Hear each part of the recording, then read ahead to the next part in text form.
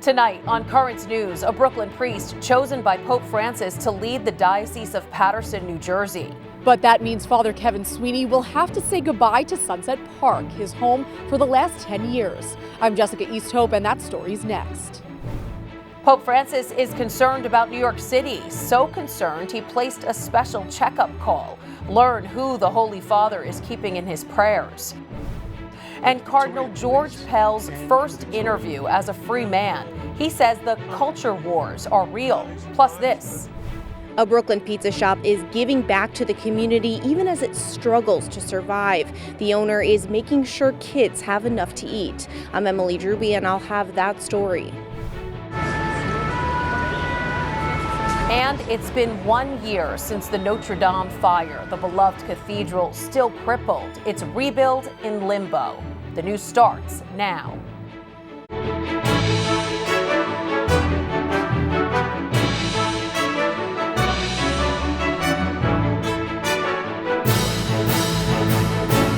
I saw a 202 number, which I didn't recognize, and so I figured I didn't know who it was, so I didn't answer. Father Kevin Sweeney didn't know it at the time, but that phone call was from the Apostolic Nuncio to tell him news he never thought he'd hear. Good evening, I'm Christine Persichetti. Pope Francis selected the priest to lead all Catholics in Paterson, New Jersey. He will become the 8th bishop of the diocese. For the past decade, Father Sweeney, a New York native, has been pastor of St. Michael's Parish in Sunset Park, and that's where Currents News' Jessica EASTHOPE reports from. Father Kevin Sweeney is answering a new call to do God's work, but he's not forgetting what's important here in Brooklyn. At the moment, my phone is streaming our 10 o'clock Spanish Mass. On Wednesday, Pope Francis selected Father Sweeney of St. Michael's Parish in Sunset Park to be the new bishop of the Diocese of Paterson, New Jersey. Since a teenager discerning a call, I guess we're not called to say no, so I felt with God's help, I would say yes. One of the first calls Father Sweeney made after getting the word was to his bishop, Nicholas DiMarzio, who later said the Holy Father was selecting a man of prayer. I could not think of a better choice. Bishop-elect Sweeney has served the Diocese of Brooklyn for 22 years and is an outstanding example of a parish priest. I know he is a man of prayer and is a zealous advocate of vocations to the priesthood. Father Sweeney has spent the last 10 years here at St. Michael's as the parish's pastor, dedicating much of his ministry to working with undocumented immigrants. In doing that, the Queen's native called on his own life for inspiration. I'm a son of immigrants, and recently things have been a little tough for our undocumented brothers and sisters especially, and living that experience. And the community here in Sunset Park has been very supportive. The bishop-elect is going to a new home that's also very diverse. More than 60% of Paterson is Latino. Father Sweeney speaks fluent Spanish, and he believes his experience with so many ethnic groups in Brooklyn will serve him well. I am just so privileged to be part of this flock and sharing in their life and their smells and their joys and sorrows. But being a physical presence in their lives has been a challenge lately due to the coronavirus pandemic. Yet Father Sweeney has remained optimistic. The mystical body of Christ, that we're united and feeling that in a new and powerful way, that although we can't be together physically, we're very close to one another in prayer. Usually the installation and ordination of a new bishop happens within 60 days. Father Kevin's has been postponed due to the pandemic, but it's expected to happen as soon as people can return to church. In Sunset Park, Jessica EASTHOPE, Currents News. Bishop-elect Sweeney says he's going to consult with Newark Cardinal Joseph Tobin about scheduling his installation and ordination. Pope Francis is sending condolences to Bishop DiMarzio and the Diocese of Brooklyn over the death of 2 priests due to coronavirus. The Holy Father is remembering Father Jorge Ortiz-Garay, who died on March 27th, and Father Giacchino Basile, who died on April 4th. The Pope was speaking with Cardinal Timothy Dolan and asked him to send his message Bishop DiMarzio said he is humbled to receive the prayers of the Holy Father, adding, as we continue to mourn the loss of Father Ortiz-Garay and Father Basile, it is comforting to know Pope Francis joins with us in solidarity. We are one church, and together the people of God will get through these most difficult times. It's been just over a week since Cardinal George Pell walked out of an Australian prison. Now a free man, the most senior Catholic official to be convicted of sexual abuse and then acquitted, is speaking out. He was asked if he thought Victoria police were out to get him. Well, I don't know how you explain it, but it is certainly extraordinary. That's what Cardinal George Pell had to say about the police investigation into allegations he sexually abused children. Pell was released from prison last week after spending 400 days behind bars, when the High Court found the jury should have held a reasonable doubt as to his guilt. In his first television interview with Sky News in Australia, the 78-year-old was asked if there is an anti-Catholic agenda in Victoria. The former Vatican treasurer said certain people don't like Christians who teach Christianity, especially views on issues such as marriage, life, and gender. He called it a culture war. This week, police visited the seminary where Cardinal Pell is staying. They were there to discuss security protocols regarding social media threats he's received since arriving in Sydney. The Cardinal has always maintained his innocence, but his reaction to reports that police are investigating him over a new allegation of child sexual abuse? I wouldn't be entirely surprised, but who knows? That's their business. Victoria's deputy police commissioner was asked recently if the force had a vendetta against the former Archbishop of Melbourne and Sydney. He's just replied that he had no comment to make in respect to Cardinal Pell. Now the latest update on the coronavirus pandemic in New York. The death toll surged overnight when the city decided a large number of New Yorkers died from the virus. Almost 4,000 victims are in that group. They hadn't been tested for the disease, but are now considered probable victims. With the new addition statewide, more than 14,600 people have passed away from the outbreak. Also, confirmed cases in New York now top the 200,000 mark. Gregory Hodge has lost his battle with COVID-19. He was a fire department emergency medical technician who helped victims of the 9/11 terror attack. He rushed to the World Trade Center after the plane struck. Hodge worked more than 2 decades at the fire department and provided emergency care to thousands of New Yorkers during his career. Mayor Bill de Blasio is urging caution as calls to restart the economy grow. He says the biggest mistake would be to act too soon. My concern here is, one false move, a move too quick, and open up too early and then see a resurgence of the disease, and that would be the worst of all scenarios. So what I'm saying to New Yorkers is, let's get this right. De Blasio adds that what New Yorkers do every day about social distancing will decide when the city turns the corner. The shutdown of much of the city is leading to huge struggles for many businesses. The Brooklyn pizza shop is no different. But despite the tough times, the pizzeria's owner is responding to another need, making sure kids have enough to eat. Currents News' Emily Drooby has the story from Bay Ridge. Dough, sauce, and cheese mixing together for the perfect combination. But something makes this Lombardo's of Bay Ridge pizza even better, knowing it's going to those who are struggling during the pandemic. So I just wanted to give back. So Emmanuel Lombardo posted on social media offering to feed any kid who's having a hard time eating because schools are closed. They could come in, speak to me privately, call the store. I will help anybody in need. New York City provides free meals to all 1.1 million kids in the public school system. While not every kid takes the food, many have to. During the shutdown, grab-and-go meals are available at many city schools.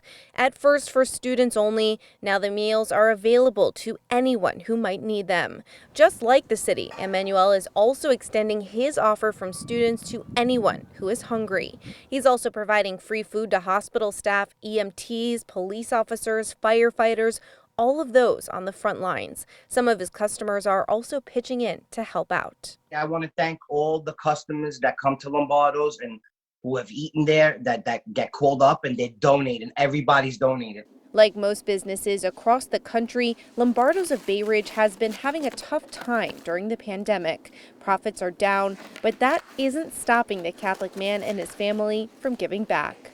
When times are good, it's easier to help. It's when the times are rough that we need to help. And that's what I tell my kids all the time. Because I believe in God, it'll come back to me. Somehow, some way, some good will come back to me. He's even teaching the next generation of the Lombardo family the importance of helping others. The little one actually came up to me and said, "Dad, I want to be a superhero, but I have no special powers." And so I told him, helping people is a power. A real-life hero and good guy right here in Brooklyn. In Bay Ridge, Emily Drooby, Currents News. Today, the famed bell in Notre Dame Cathedral will ring for only the second time since fire devastated the Paris landmark a year ago. Rebuilding Notre Dame is on hold right now because of the virus pandemic. The first phase of the reconstruction to secure the structure is still ongoing. Then a wooden roof will replace the original one that collapsed before stonecutters and sculptors restore the church to the way it was before the fire. This evening, the bell and voices across Paris will join together as a sign of life for the timeless landmark. Holy Weekend Easter streamed live from the Vatican experienced a huge spike in online viewers. There were more than 14 million page views compared with about 3.5 million during Holy Week a year ago. The Vatican live streamed all the major events on its YouTube channels in 6 languages.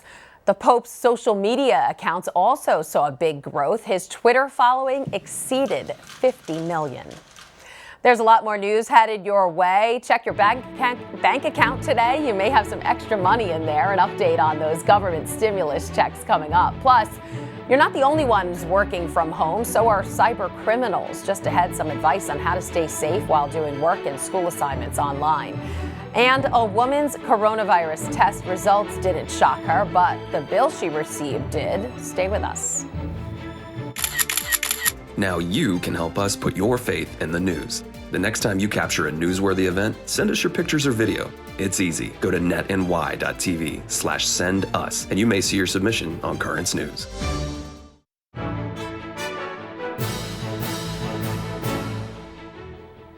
Millions of Americans should see more money in their accounts starting today as emergency cash is direct deposited. The IRS is sending stimulus payments to people across the country, but small business could be caught in a bind. Funds to keep them going and their workers on the job are running out. Camila Bernal has more. In the past 3 weeks, nearly 17 million Americans have filed for unemployment. We've gone through all of our savings. Many still waiting for financial help. We had to contact all of our creditors and tell them that we weren't able to meet our obligations right now because there's absolutely no money. The Internal Revenue Service started sending out stimulus payments this week, and about 80 million people can expect the money to hit their bank accounts by Wednesday. But it will take longer for others before the cash is in their hands. My business needs a direct cash infusion. Kelly Conklin applied for the Emergency Small Business Lending Program, but still has not heard back. And things might get even harder. The Small Business Administration informing Congress that the crucial program to help businesses survive the crisis will likely run out of funds by Wednesday. The agency has approved more than 1 million loans since the program began on April 3rd. I was able to tell my employees that we received money as well. And so that really took a lot of stress off of them. And it just meant everything to get this money. Camila Bernal, Currents News. It appears we have at least a few more weeks of working from home and homeschooling, so it might be a good time to check how safe you and your kids are when logging onto your computers. Here to give us some advice is Denise Dragos, co-director of the Cyber and Information Security Program at St. John's University. And Denise, as one police officer recently told me, we're not the only ones home and online, so are cyber criminals. So how are they using this crisis to their advantage? Well, cyber criminals are using the same techniques that they always have, but now they're starting to take advantage of people's COVID-19 fears. So there's phishing emails are going out. There's fake websites selling price gouged, fraudulent, or non-existent email products, things such as face masks or hand sanitizer. It's crazy out there right now.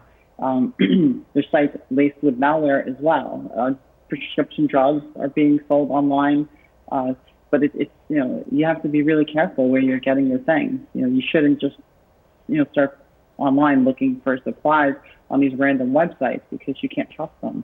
Yeah, so the biggest thing when you get these emails, even though they look legit, you probably shouldn't click on that.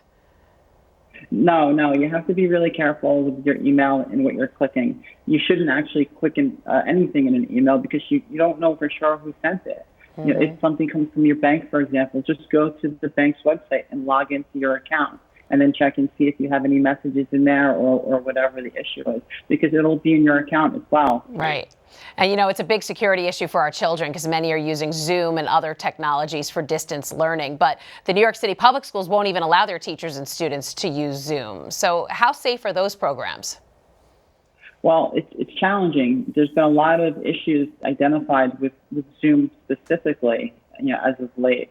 You've heard of Zoom bombing or fake, or not fake, but actual accounts being sold online. 500,000 of them was in a recent article. Zoom bombing occurs when basically someone logs into your meeting or your conversation without authorization. But they're only able to do that because the way Zoom was set up, it's just a random number that identifies your meeting, and there was no authentication, no passwords originally. The CEO has done a mea culpa publicly, several times even, and apologized for choosing usability over security. So they've since implemented a lot of security policies or security protections, but there are a lot of settings that can be tweaked as well with Zoom specifically.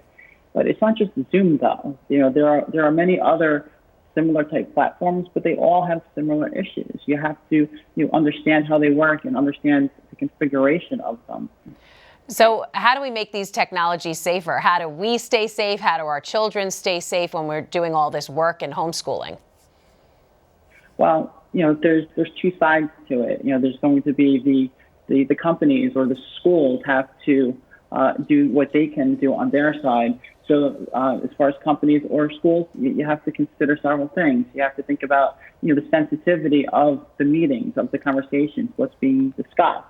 Is the software licensed, or are people just doing the best they can and ad hoc downloading whatever works? Is the software people using, is it updated? Are the plugins in your browser or in your tools updated?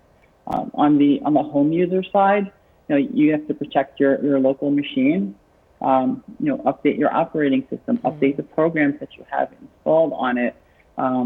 Make sure you have an antivirus, some mainstream antivirus that's that either you're paying for or use a free option, but make sure it's updated. If you have a home network, most people have a router, a wireless router provided either by their internet provider or some type of aftermarket. You go in and tweak the settings, make sure the encryption is turned on, make sure that the firewall settings are there, make sure it's turned on, and you have to be proactive with these things. All right, a lot of good advice. Denise Dragos, co-director of the Cyber and Information Security Program at St. John's University. Thanks for joining us. Thank you, and stay healthy. An Alabama woman got a shocking result from her COVID-19 test. Bajana Harris went to get the exam after experiencing a headache, chills, and a fever. She was happy to hear she didn't have the virus, but was shocked when she received a bill from the lab for $1,000. Harris doesn't have insurance, and the actual test only cost her $200. There's been no word from the lab on why the high markup. Now might be the time to fill up your tank, as $1 per gallon gasoline could soon be coming. Because of quarantines and shutdowns, oil consumption and prices have dramatically dropped. This news comes as the International Energy Agency says the U.S. will have an unprecedented decline in oil output this year. Meantime, a migrant shelter in Chicago is being threatened because of COVID-19. The facility, whose name and location remains undisclosed, has confirmed 37 cases so far. That's the largest number in the country for a place for unaccompanied minors. The organization that owns the shelter says they will be testing all the minors in their care and will isolate those who are showing symptoms. Still to come on Currents News, a woman with coronavirus fighting for her life welcomes a new life into her family. And An Easter miracle, how this man recovered from the virus and why he has his wife to thank. Do you have a story idea or want to share a tip? Email us at newstips@desalesmedia.org or call our 24-hour number 718-517-3122. We'll be right back.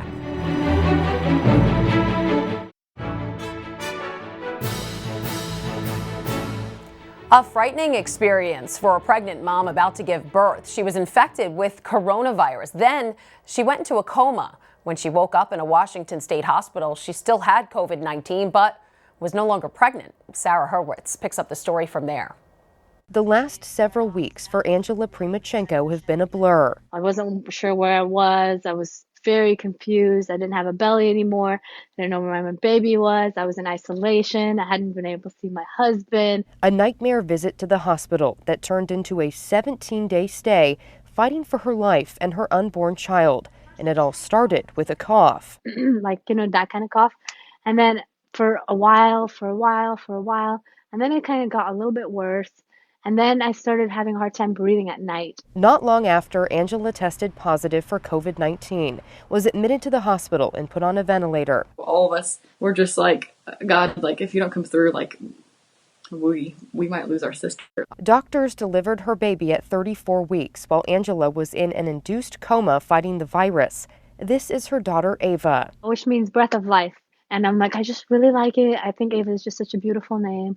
And we did not expect to go down this road, but sure enough, she ended up being our little breath of life. Angela says Ava is still in the hospital as doctors are monitoring her eating. And it was touch and go for Angela after delivery, but eventually she was taken off a ventilator and started breathing on her own, and doctors slowly started to take her off medication. The emotional cheers as Angela was released from the ICU, and now she's home. I'm just taking it every day at a time and just kind of trying to regain my strength and core and muscles. Angela says this experience taught her to not live in fear. Rejoice, be happy. Life is so short. She says her sister's heart was in the right place to first share her story. She just saw that this is truly a miracle and that people need something good right now. And they need a good story. They need something that's uplifting. That was Sarah Hurwitz reporting. Angela has not been able to see her baby in person yet because she's still testing positive and needs 2 negative results before that can happen. And finally tonight, an Orlando mother experienced her own miracle on Easter Sunday after she was finally reunited with her sick husband. You've been asleep for a week. It's time to wake up. It's Easter Sunday, and God has performed a miracle today. Kevin Rathel had been in a medically induced coma fighting for his life since he tested positive for the coronavirus. His wife, Stacy, pushed for him to get a blood donation of antibodies from a COVID-19 survivor. And last Sunday, she got the FaceTime call from his doctors that she had been waiting for. He had tears rolling down his cheeks. And the doctor even said, do you see that? Those are his tears. Experts say to qualify to donate the antibodies, you need a prior positive diagnosis, a positive detection of those bodies, and the ability to give blood, a negative test for coronavirus before donating, and no symptoms for 14 days. And that is Currents News. I'm Christine Persichetti. Thank you for joining us because we are putting your faith in the news. Good night and God bless.